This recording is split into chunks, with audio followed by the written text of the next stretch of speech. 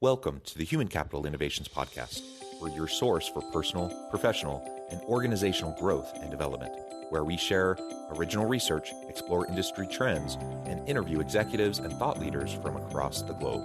We hope you join us often for practitioner-oriented content around all things related to leadership, HR, talent management, organizational development, and change management.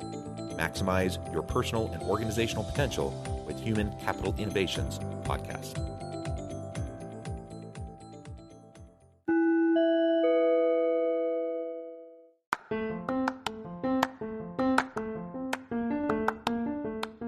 Do you enjoy the Human Capital Innovations Podcast? Enjoy ad-free listening by going to the Patreon page, and please consider contributing even at the producer or sponsorship level. And please leave a review. Thank you for your support.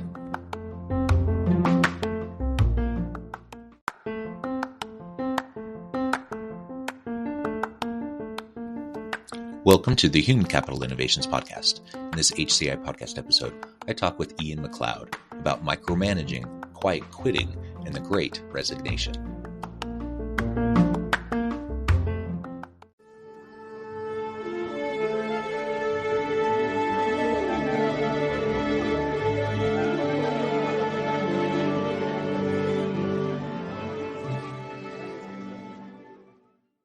Ian MacLeod, welcome to the Human Capital Innovations Podcast.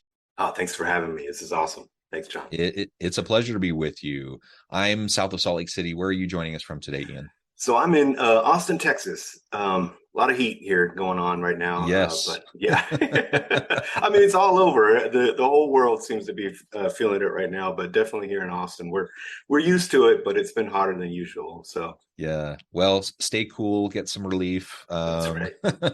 Pleasure to be with you. Today, we're going to be talking about micromanaging, quiet quitting, and the Great Resignation. And I think these concepts, these ideas all kind of fit together Yes. and certainly influence each other. So we're going to unpack that and try to explore how we can reduce the amount of micromanaging, quiet quitting, and the amount of people resigning and the turnover that organizations are facing and the struggles, that we're dealing with as we're trying to deal with the Great Resignation and a tight labor market.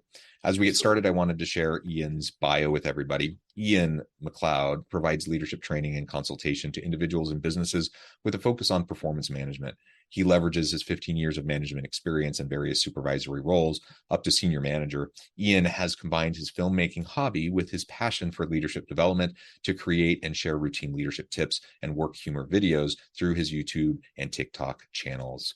That's wonderful. And I love that you not only use your YouTube channel, but TikTok to get your message out there and to share content with people. That's fantastic. Anything else you would like to share with me or my audience by way of your background or personal context before we dive on in? Yeah, thanks, John. Again, appreciate the opportunity. I think I'll add, my focus is to really actually try to identify the problems for managers and leaders and I would say more accurately, probably curate tailored kind of training solutions. So that's kind of where I dive into figuring out what the problem is and spending more time there. But my focus primarily is on performance management, setting clear expectations, feedback, that kind of thing. And I'm leveraging my experience, 15 years experience in management to really try to help shape that. Yeah, good. So let's start then by talking about this idea of micromanaging. Most people know micromanaging is a bad thing. I think conceptually, pretty much everyone agrees that that's not healthy. It's not effective. Yet, it's been my experience that most supervisors, managers, and leaders still micromanage, at least to some extent, even when they know it's not helpful. So why do you think that is? And how can we start moving away from a micromanaging kind of style and approach to something that's a little bit more, empowering and cultivate a better culture and environment where people can do their best work? Yeah, it's a great question. I think one of the challenges is, and I'll get straight to it. I mean, I think really the answer is training, right? People are oftentimes have not had adequate training. They are oftentimes performing. So most managers have been promoted into the role, right? They were doing a great job at some level, and now they're promoted up. The training they probably got was more tactical, and so they don't know how or understand that their job is a new job, and so they're oftentimes performing at this lower level, at the level that they were, right? And they're just going off of what they knew, what they were good at. I can expand a bit if you're willing to go down a relatively shallow rabbit hole with me here. So there's a Forbes article, this is from back in 2019, indicates that the leadership development industry is about $366 billion globally. Yet employee engagement, satisfaction, morale, turnover, performance are still global problems. We go from Great Resignation to quiet quitting, micromanaging. Study after study shows many employees are still unhappy, and their direct manager is often the reason for their unhappiness. So, what's that disconnect, right? Like, we're spending so much time and effort and money. A lot of money is being spent on leadership development. However, it still seems like there's still a huge problem globally with morale, retention, performance, those kind of things. Even here in the United States, we're spending 166 billion in the US alone. So why are so many employees and even the leaders themselves still so unhappy? This is more anecdotal from the leaders and managers that I've worked with, but the common challenge that they are having is that I can't get my employee to do what we need them to do. I'm not sure how to talk to them. My employees aren't accountable. Those are usually the common concerns that they're coming from managers. And what I've found from my interactions and experiences, and I assume that the vast majority of businesses, companies are struggling with morale, retention, performance. They typically have no formal leadership onboard training program. And the people I've worked with, they don't, at least the clients that I've had. So specifically, I'm referring to how you manage people, right? It appears a large majority of people in leadership positions were promoted up to these roles, meaning that so they were doing a great job and they were promoted to now manage a group of people doing the same job. And if any training was delivered, it was tactical, operational on the task of the job, but not on how to manage people. And I think that's really where the gap is, the problem that I see. And that's really what I'm trying to fill with the work that I've been doing. This is a bit of an extreme analogy, but imagine if I'm doing a great job as like a flight attendant, right? And I'm now promoted up to co-pilot, but I'm given no training, right? Or what if I'm doing a great job as a nurse and I'm promoted up to doctor, but again, given no training? Management seems to be the only profession doing this routinely, where somebody's doing a good job here and they're promoted up. I think it was referred to as the Peter Principle from, it's like 50 years ago, a book, and I think it was more of a satire, but the idea was, people were promoted based on their current performance and not on their skills for their future role.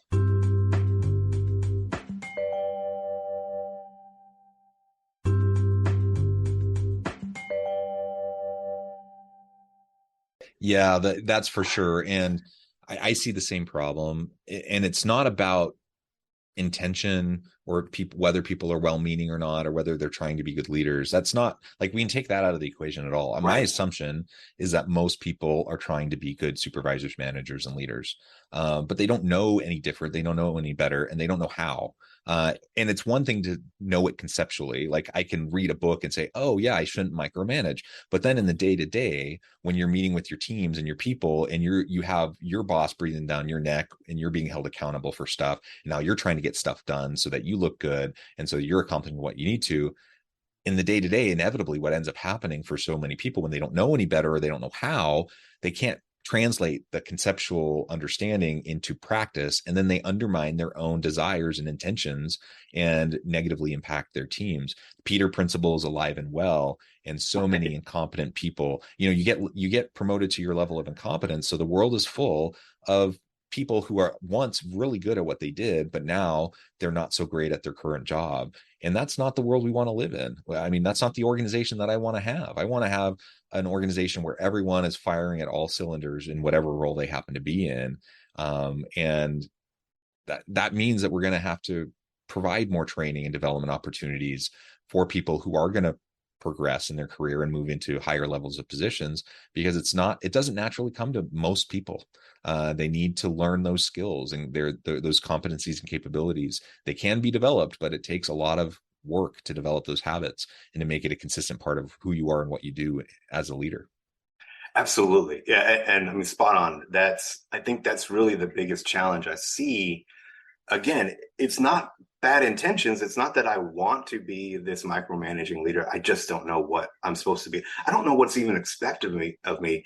Oftentimes when I talk to leaders, they don't even realize that their job is a new job, right? It's managing people. It's no longer, you might have been an excellent engineer or great at taking phone calls or great at whatever it was, but that's not what you're doing anymore. You're now managing people. And they don't have that training. The challenge I also see is that in the space itself is that you look at that popular kind of leadership theories and that kind of thing, taking Brene Brown, and talking about vulnerability, or John Clifton and talking about strength-based leadership, for example. Those things are great concepts, excellent concepts, but they're not really developing what people just need, that kind of base level, that framework where they need to understand how to set clear expectations and deliver effective feedback. And I think when you you see that there's a problem. Obviously, there's a problem with micromanagement or morale or retention or that kind of thing. People are upset about the work environment, but they don't know what to do from there because, again, you have this kind of these layers of incompetence going on that no one's really aware of. Just having this simple kind of understanding of a framework, again, of performance management. Again, setting those clear expectations, evaluating objectively, delivering feedback, coaching to develop, holding staff accountable, that kind of thing. Yeah, absolutely. So micromanaging is a problem. We can train for this. We can develop people, and more than training, I would say, yeah, those ongoing coaching and mentoring conversations, developmental opportunities, stretch opportunities, projects, give people the opportunity to actually, through experiential learning, to experience what it's going to be like in steps, right? Right. So that they can build those capacities over time. So it's not like a night and day. I think of Michael Scott from The Office. One day he's a great salesperson, the next day he's running an office and he's completely incompetent. Well, let's give people, let's build a bridge for people to develop over time, so they're not going from point A to point Z all at once. Of course, people aren't going to be successful most of the time when that's how we do things in our business. So with all this said around micromanaging, it's a problem. I think most people are well-intentioned. They're not trying to do it, but they just fall into bad habits, or they replicate what they've seen other people do before. They don't know any better, whatever. But all of this then can lead into psychological withdrawal, quiet quitting, or people even turning over and leaving, as part of the Great Resignation. So flesh out for us in your thinking about how these things are connected and what we can do about it, so that we can have people actively engaged in the work that they're doing, rather than withdrawing or rebalancing the scales and trying to do kind of the minimum to keep viable in their job. Yeah, absolutely. And great point, great connection there. So quiet quitting, it's all over the internet media right now. For those who haven't heard of this, it's essentially an employee not quitting their job, but quitting trying, right? They're specifically trying to not go above and beyond any further. When I hear quiet quitting, what I hear is that work environment, it lacks performance management. Specifically, they have not set any clear expectations, right? So it's unclear what my expectations are. Expectations about what is success and what is a successful level of performance. They lack oftentimes an objective, kind of clear process to evaluate performance. Typically with some scale of what's successful, what's exceptional look like, what's developing, not performing look like. And they lack an ability to deliver effective feedback based on those clear expectations and objective evaluations. So this work environment is basically oftentimes asking their employees to perform to their best 100%, 24/7, And the problem is that, that's not clear, it's not measurable, and it's certainly not sustainable.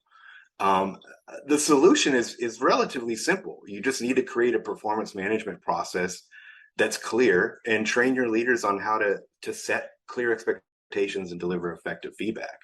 When I hear quiet quitting, what I hear is this place is just unclear on even what they expect out of staff and how to deliver feedback based on that. I think taking that a step further and going back, 6 months ago, when the Great Resignation was a big thing, right? Both are examples of employees attempting to exert some level of control. Vacating their position is the only message they feel that they can send. I think the reality is that oftentimes when somebody's doing that, they feel victimized in a way. And when you're feeling like a victim, it's typically because you have a lack of control in this situation. The other thing too, I think that the internet is allowing employees to connect with each other in a way that's never been seen before, right? There are, on Reddit, there's subreddits and there's Facebook groups and there's ways that people are communicating constantly about what is a good work environment look like. And so now I think employees' expectations have really changed. They've really leveled up. People are looking for that. They're looking for the grass is greener. And they want that because they know that exists. And employers can no longer hide behind this kind of, well, this is just the way it was, right? This is the way we did things.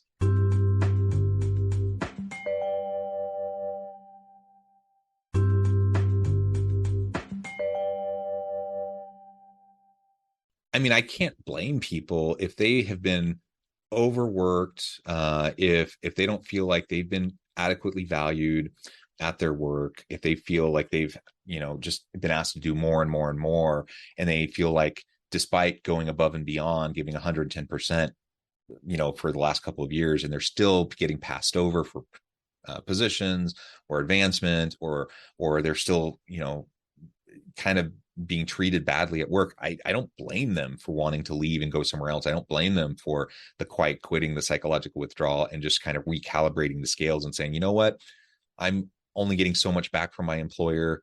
I don't even have job security here. They could let me go tomorrow. I don't feel like I'm getting paid fairly or equitably. I'm not having opportunities for growth.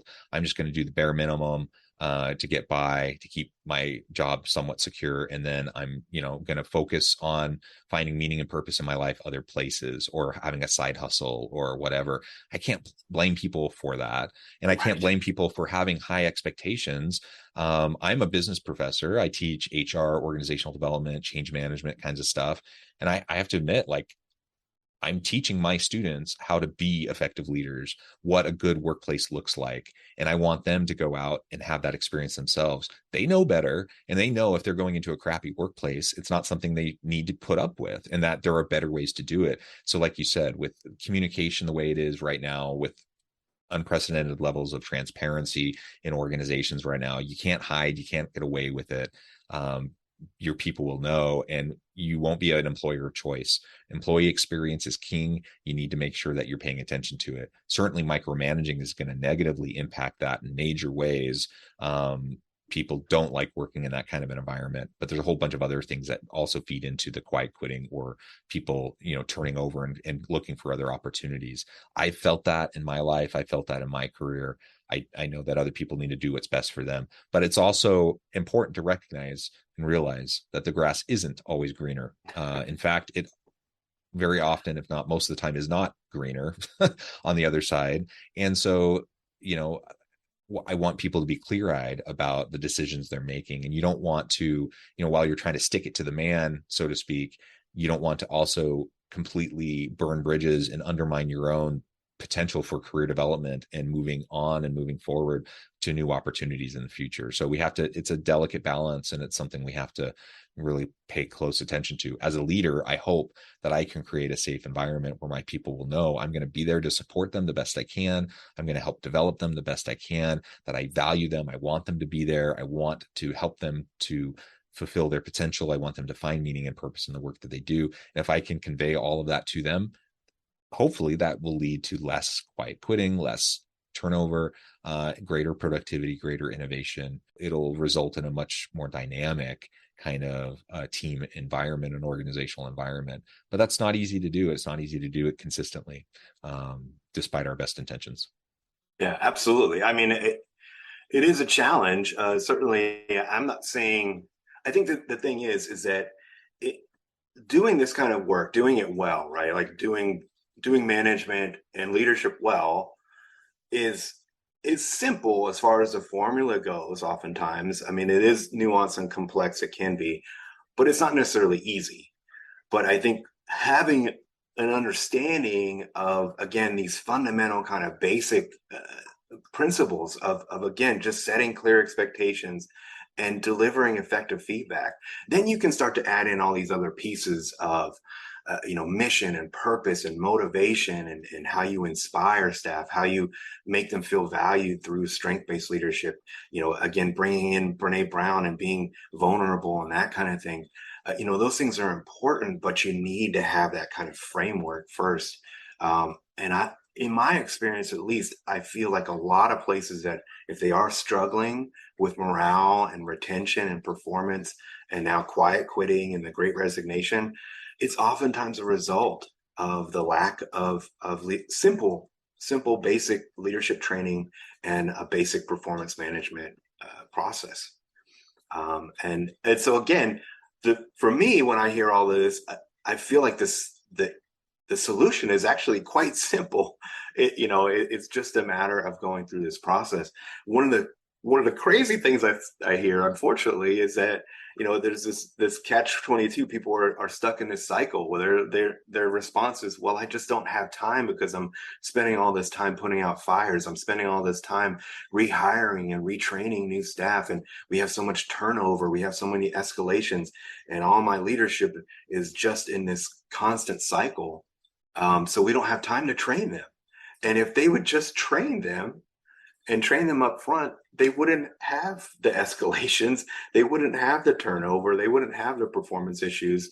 These kind of things would most likely be solvable. I mean, it's always a thing, right? I mean, if everybody was just doing what they needed to do, we wouldn't need managers and leaders. So there is some level of work that's always going to need to be done, but there's obviously a way more effective way of doing that, and it's very simple oftentimes in including, again, performance management and having leadership who is trained and know what they're doing in performance management. Absolutely. I say it ad nauseum, but most leadership is not rocket science. It's Right. not super complicated. Keep it simple. It's more about just consistently doing the simple, basic things each and every day. And if we can do those basic, simple things and remember the basic principles and develop relationships of trust with our people and mutual accountability and trust with our people, you know what? That's going to solve 80-90% of the issues that leaders often face that end up taking the vast majority of their time, which means they have less time to actually focus on what matters most. Right. Absolutely. Yeah. Well, Ian, this has just been a really fun conversation. I know at the time I'm going to have to let you go here in just a minute, but before we wrap things up, I wanted to give you a chance to share with listeners how they can connect with you, find out more about your work, and then give us a final word on the topic for today. Yeah, absolutely. Thanks again for the opportunity. It's always fun to nerd out and talk about leadership for me. So I appreciate the opportunity to speak with you, Dr. Westover or John. So as far as finding me, my website is www.gro-leaders-up.com. I also have a YouTube channel called Grow Up Leadership as well. I'm on TikTok, Instagram, so all the different socials on LinkedIn. I love just talking about this. I create a ton of content around this topic. I also try to create some fun, kind of silly work videos as well. So please check them out. Please hit me up if you have questions. And as far as, again, reach out to me if you have questions on this. What does this mean in terms of how you deliver better feedback, how you set clear expectations? I'm here and I'm happy to share and help with that process. Again, it's fairly simple. It's not necessarily easy. So I'm happy to help in terms of getting a program up and running at your business, wherever you are. Wonderful. Thank you, Ian. It's been a real pleasure. I encourage listeners to reach out, get connected, find out more about what Ian can do for you. And as always, I hope everyone can stay healthy and safe, that you can find meaning and purpose at work each and every day. And I hope you all have a great week.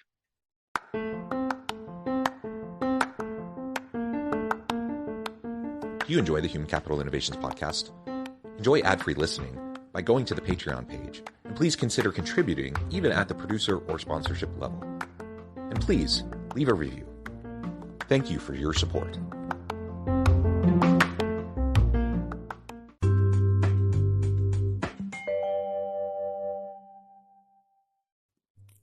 Thanks again for joining us for this episode of the Human Capital Innovations Podcast.